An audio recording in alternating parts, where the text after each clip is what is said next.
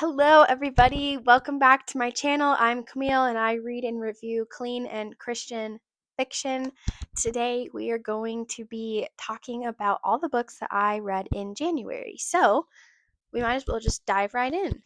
The first book I read in January was Of Dawn and Embers by Gillian Bronte Adams. This is the third book in the Fireborn epic. It's also the last book.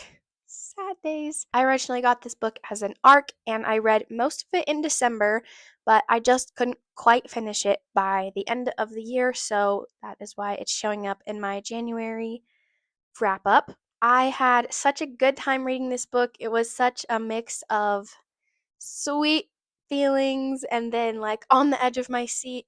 There were several times I was like, it seems like these characters just have a death wish because they just keep literally running headlong into something that could kill them and like they don't even really seem to care, which was a little stressful, but you know what, it's fine. It was a great ending. I loved it.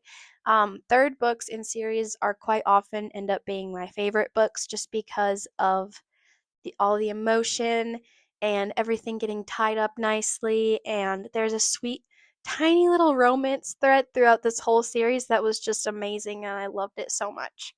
So I gave this book 6 stars. I'll have to show you guys, but my reading journal spread for this book, I'm so proud of it. I'll put a video clip in and show you guys, but it's just so pretty. I love it so much. Everything about it just makes me so happy. So that was Of Dawn and Embers. I really can't tell you much about it because it's a third book and they're major spoilers, but I just have to say it's so thick and chunky, which I love. It's amazing. I'm pretty sure it's almost 600 pages, which I was so happy about. Yeah, it's like 550 something pages. So I was so happy about that. Of Dawn and Embers by Gillian Bronte Adams, 6 stars. Amazing, great conclusion to the trilogy. The next book I read was Sacred Heart by Celeste Baxendell. I gave this book, I think, 4 stars on Goodreads, but on Storygraph and Fable, I gave it 4.5. So this book is about Nadia, and she is a mage, and she's trying to become one of like the greatest like mages of all time. But something happens. She accidentally touches a crystal, I guess. I think it's a crystal that gives her like these like epic powers and ends up making her like the blessed, like she's like the priests say that she was like chosen by the goddess and now she's like blessed, and I think they call her the Beata probably because it's Latin, so that's probably how you say it, which means like the blessed one. And so then the whole rest of this book is her trying to figure out how to like get rid of these powers because she doesn't want them. Like she wants to earn the powerful position on her own merit and not just because she touched a rock and it gave her some freaky powers. Then we also have Leto. I think it would be Leto. He is like next in line to be like the head priest, and like the priests and the mages are kind of like at odds with each other because like the mages have magic and the priests don't. So the mages think the priests are lesser than them, and the priests think the mages are lesser than them because they have magic. It's like this whole kind of class system. So it was really interesting, and I really loved like I really don't usually love enemies to lovers, but this one was just like really well done, and it's really slow burn, so they're not really even quite like lovers yet, but they were like getting there by the end of the book. And there were so many moments that were just like, oh, so good. So I'm really excited to read the rest of the series, although I'm a little scared because I'm afraid some bad things are going to happen, but hopefully it all turn out okay in the end. The next book I read, and it was actually a reread, was Suspended in the Stars by E.A. Hendryx. I'm gearing up to read, what is it called? Rising from the Galaxy, which is the third book in this series, and it's like almost 3 times the size of this one. So I'm rereading this one and then the next one, and then I'll be ready for it. So I gave this book 5 stars. The audiobook, I listened to the audiobook, first time listening to the audiobook. It was so good. If you guys haven't listened to the audiobook, go listen to it. It was so, so, so good. I loved it so much. It made me love the book even more. This book is about Tally and Renner, which can I just say, they are like one of the cutest couples ever. And I can't really say much except for she is called the Soaring Staress. They're on like this circus ship. This is like a sci-fi kind of like sci-fi fantasy almost. Sci-fi fantasy kind of book. So they're on this she's a part of this circus ship, and then Renner is a soldier who is trying to get away from his squadron. He sneaks onto the ship and Tally helps hide him in the circus. That's really all I can say, because if I say anything else, it's going to give it away. So, this one really, like, if you loved The Greatest Showman, this one's really good. The next book I read was also a reread, and it was The Sky Above Us by Sarah Sundin. This is book 2 in the Sunrise at Normandy trilogy. I would really recommend you read them all in order. The first book is, what's it called? The Sea Before Us. I always get these titles, like, it's hard for me to get them right because I get them all mixed up. But this is one of my all-time favorite Christian fiction World War II series. It's so good. It's about 3 brothers. One brother is in the Navy, one is in the Air Force. No. Help. Not the Air Force. He flies planes, y'all. And then the third brother is in the Army, and it's like all about D-Day. And so I don't want to say too much because I don't want to give it away, but there is major drama between all 3 brothers. Lots of sweet forgiveness, redemption, especially in this one. Lots of redemption in this one. Sweet, sweet romances in all 3 of them. I really love this one and the third one. I love all of them. I can't pick. So this one, so good. 5 stars again. I actually tabbed my copy. It was so good, you guys. Okay, so the next book was also a reread. I reread a lot of books this year. This month, y'all. Like, it was crazy. I reread The Huntress by Carrie Cotten, and the author, she released an audiobook of this book. And you guys, it is so good. I was blessed enough to get an advanced listener's copy of the audiobook. So she sent me the link to the audiobook and I listened to it and reviewed it. And while I did that, I also tabbed and annotated this copy. So now there's all sorts of pretty not illustrations. I don't draw. Pretty annotations, that's the word, in this book. I'll just put a little clip in the video to show you guys some of my favorite ones. It just looks so pretty. The audiobook was so good, you guys. It was dual narrated, so I think, is it called like a duet style when like the female narrator says the girl's lines and then the male narrator says the guy's lines? Not like they don't take turns reading just chapters. I think that's what it is. So I think it's duet style. They both have Scottish accents, which if you know, you know. Guys, the book was like, there was like some dramatized moments, like some singing, and like when they were like in battle, like some sound effects and stuff. It sounds cringy, but it's not. It's so good. I promise you guys just need to go listen to it. It's so, so, so good. This book is about Serene and, oh no, what's his name? Duncan. Duh, how did I forget that? And it is a medieval enemies to lovers marriage of convenience story. And that's all I'm going to tell you because that's all you need to know. This book is so good, you guys. Pick it up, pick the rest of the series up. The 5th book is releasing. The 5th one? Yeah, the 5th book is releasing April 2nd. So don't wait. Make sure you get caught up on the series before April 2nd because you're going to want to read it. The next book I read was actually a new book to me, and this is Shattered by Dani Pettrey. This is book 2 in the Alaskan Courage series. I read book 1 in December. Book 1 was, I don't remember what the name of it is, but it was my very first romantic suspense novel ever. Oh, and I was actually surprised how much I loved it. I've been avoiding romantic suspense for a long time because I thought it was just going to be way too stressful for me, but this series at least has not been. It's been really good, and the romance has been really good, and the faith content in these books is so good. This book is about Piper and Landon, and Piper is trying to prove that her brother did not murder this girl, even though it really looks like he did. And Landon is a deputy. He's in love with Piper. She doesn't know it. And they're trying to prove that her brother did not kill this person.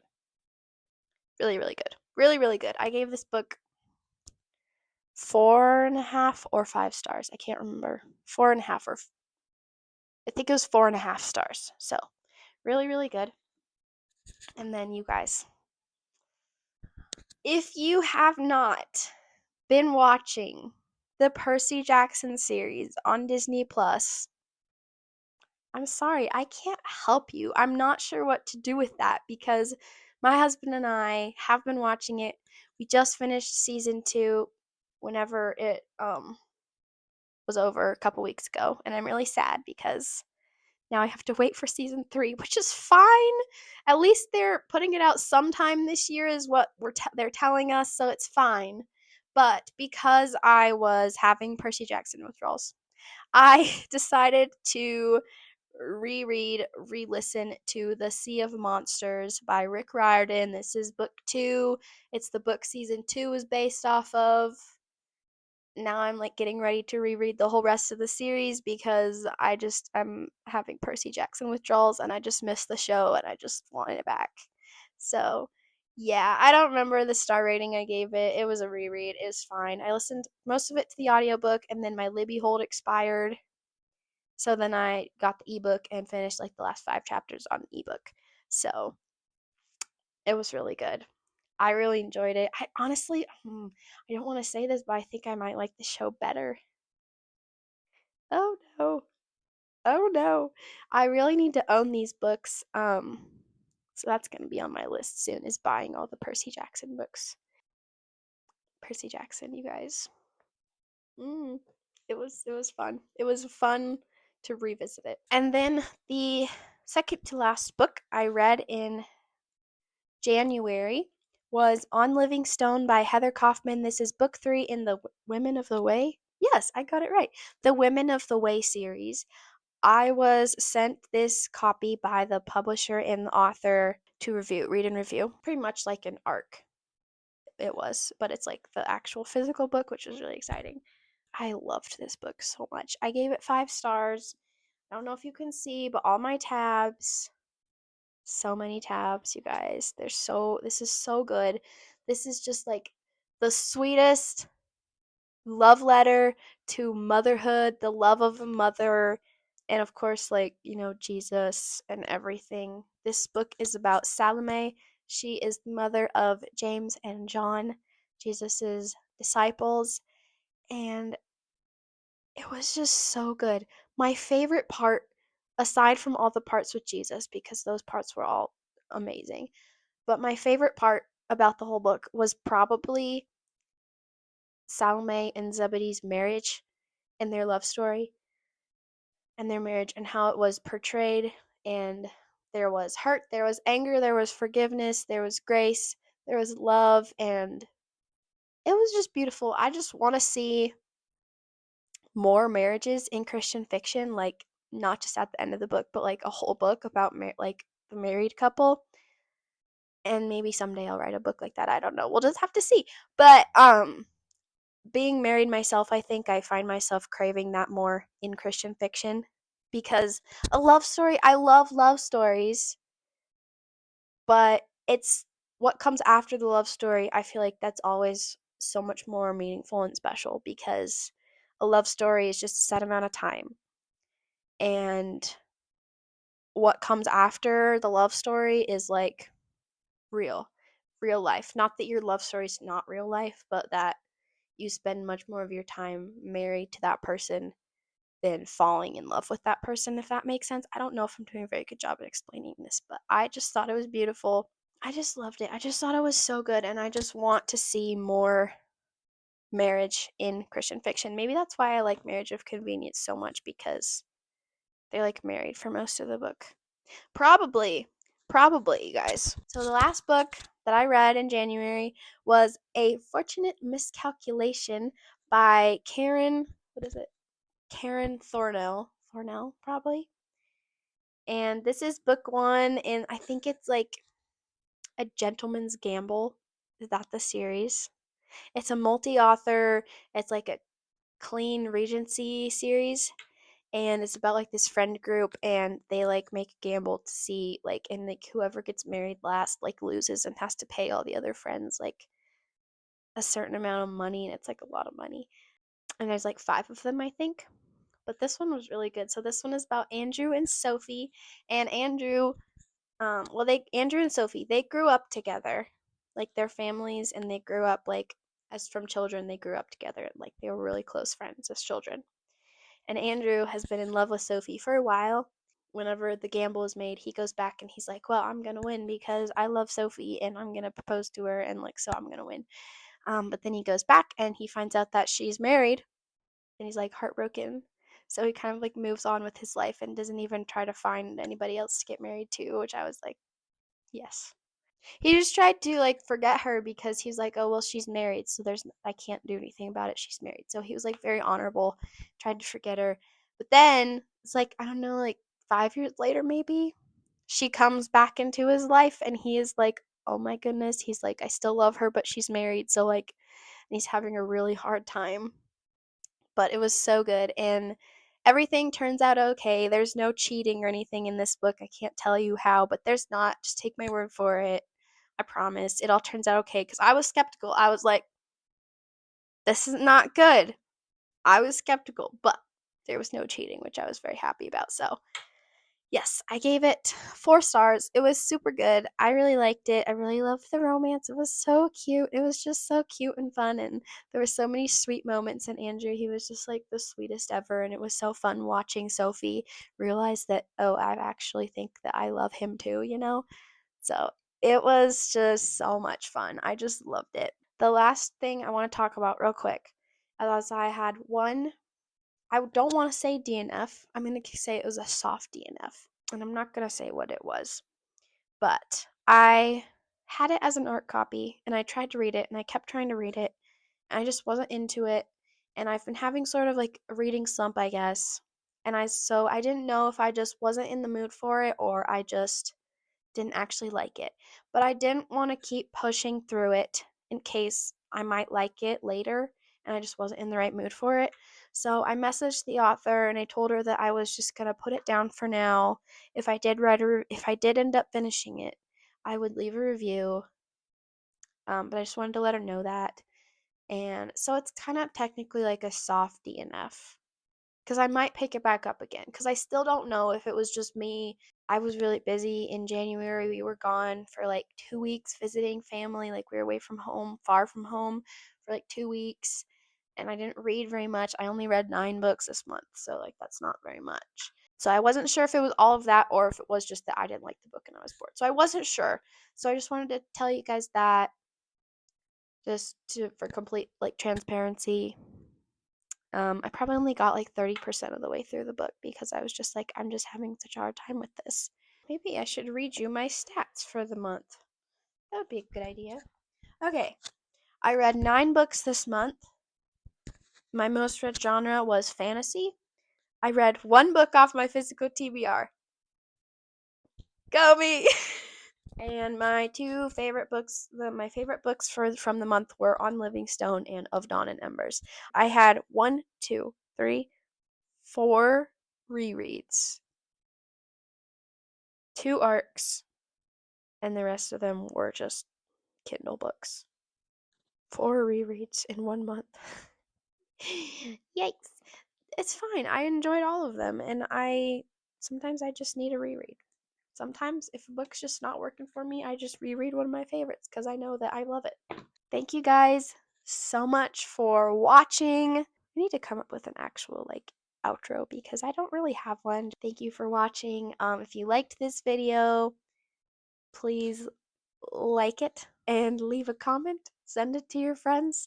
That tells YouTube that you liked the video, so they show it to more people. If you don't know what to say in a comment, you made it all the way to the end of this video, you can just put a heart emoji in the comments because it's Valentine's month. So just put a heart emoji down in the comments, or tell me what your favorite book was that you read in January. Love to hear that. And just thinking, I am hoping to be a lot more active on this channel this year. I'm not making any promises because Every time I do that, it doesn't happen. So I have goals, but I'm not going to tell you because I don't want you to be like, oh, well, she said this and now she's not doing it. But I do have goals, and I'm going to try to stick to them. Until next time, I hope you have a very wonderful rest of your day. Bye.